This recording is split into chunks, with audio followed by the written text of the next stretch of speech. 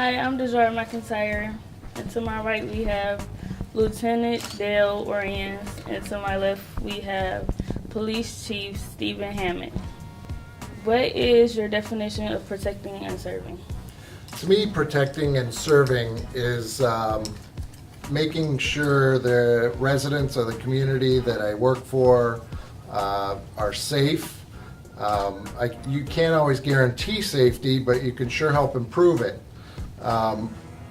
As far as serving, that goes along with protecting because you're serving those residents with the police resources that they need to remain safe or to increase their safety. And that would be my definition of protecting and serving. How many hours do you work a day? Oh, that can vary. Many times I will be there 12, sometimes 16 hours in the patrol function. If there is someone from the next shift who doesn't call in, the maximum amount of time you could work could be 16 hours a day, which leaves you 8 hours to sleep. What made you become a police officer? When I was young, I would play in the neighborhood, the proverbial cops and robbers back then. It seemed to shape that, but as I got older, it was more of a service. I became more of a service-oriented person, and that's what made me want to become a police officer because of the service aspect. I was also in the military for a brief moment, and then settled on police work and have been in police work for the last 30 years. What has been the highlight of your career? That's a tough one because the highlight of my career was when I went into the Detective Bureau. I had gotten a bachelor's in criminal justice in the mid-'80s, and much of what's taught in a bachelor's program is investigative. You can do that as a uniformed road officer, but you have more time to do it when you're assigned to the Detective Bureau. When Chief Hammett came to our department, he placed me in the Detective Bureau. It was a great opportunity, and I was able to solve cases.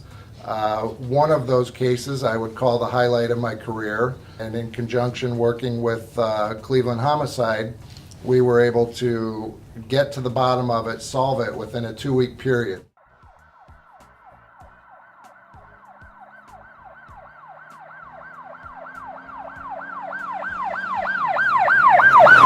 What brings you in today?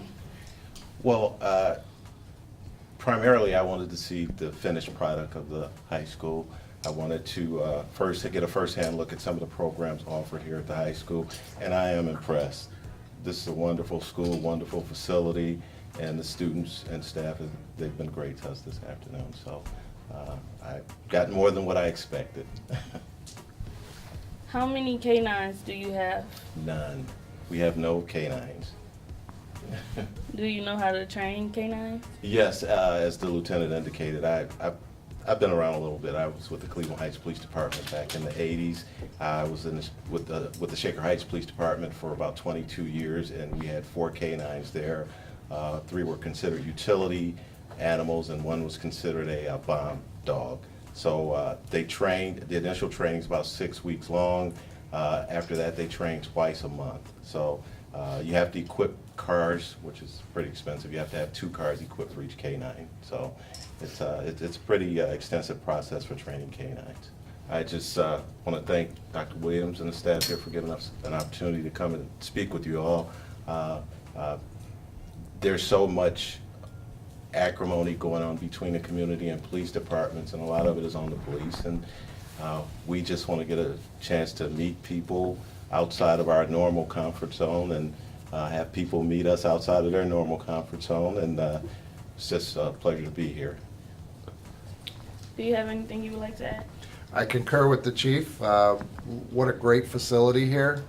I thank Dr. Williams for inviting us in to look at this facility and for all of you to get to know us as individual persons.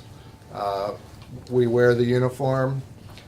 We are called police officers, but we're also human beings, and we care about our fellow people, and that's why we do what we do.